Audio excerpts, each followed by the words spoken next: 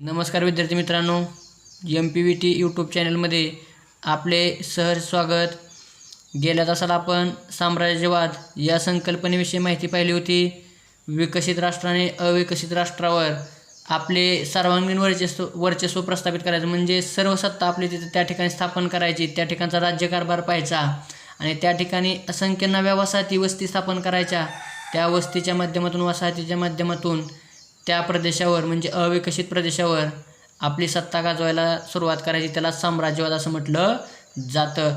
Europe खंडातील देश हे साम्राज्यवादी देश होते, तर आशिया आणि आफ्रिका खंडातील असंख्य देशाला त्यांनी आपले काय केले होते, गुलाम बनवले होते, म्हणजे त्या ठिकाणी आपली सत्ता स्थापन केली होती आणि त्या देशाचा राज्यकारभार पाहायला सुरुवात केलेली होती।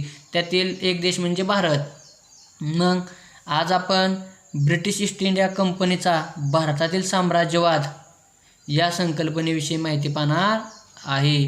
ब्रिटिश ईस्ट इंडिया कंपनी आहे, या ब्रिटिश ईस्ट इंडिया कंपनीचा भारतातील साम्राज्यवाद या संकल्पनेविषयी माहिती पाहणार आहे। बघा, भारतात व्यापारी मक्तेदारी मिळवण्यासाठी युरोपीय सत्तांमध्ये अटीतटीची स्पर्धा सुरू झाली।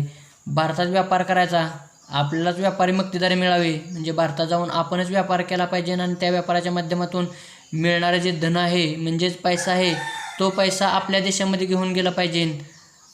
मग भारतात व्यापार करण्यासाठी युरोपीय सत्ता आहेत, मग त्यामध्ये फ्रान्स, पोर्तुगीज, त्यानंतर ब्रिटिश हे जे देश आहेत, या देशामध्ये काय झाले तर त्यांच्यातच काय झाले, स्पर्धा सुरू झाली की बाबा भारतात व्यापारी मक्तेदारी कुणी मिळवायची, कुणी भारतामध्ये व्यापार करायचा।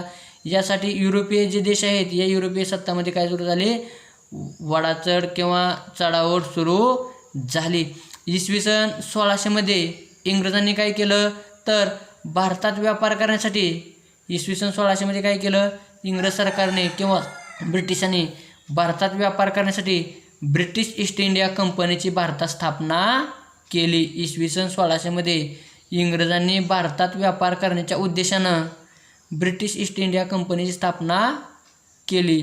म्हणजेच ब्रिटिश ईस्ट इंडिया कंपनी स्थापना भारतात कधी झाली, इसवी सन 1600 मध्ये झाली।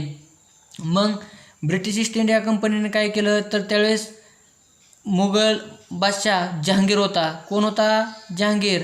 मग या कंपनी म्हणजे ब्रिटिश ईस्ट इंडिया कंपनीने मुघल बादशाह जहांगीर बादशाहकडून काय केली तर भारतामध्ये व्यापार करण्यासाठी परवानगी मिळवली आणि परवानगी मिळवून गुजरातमधील सुरत या ठिकाणी त्यांनी काय केले आहेत, आपल्या वखारी म्हणजे वसाहती स्थापन केल्या आहेत आणि या वसाहतीच्या माध्यमातून ते काय करू लागले आहेत, भारतामध्ये व्यापार करू लागलेले आहेत। मग या कंपनीमार्फत भारताचा इंग्लंडशी व्यापार चालत असे। ही ब्रिटिश ईस्ट इंडिया कंपनी आहे।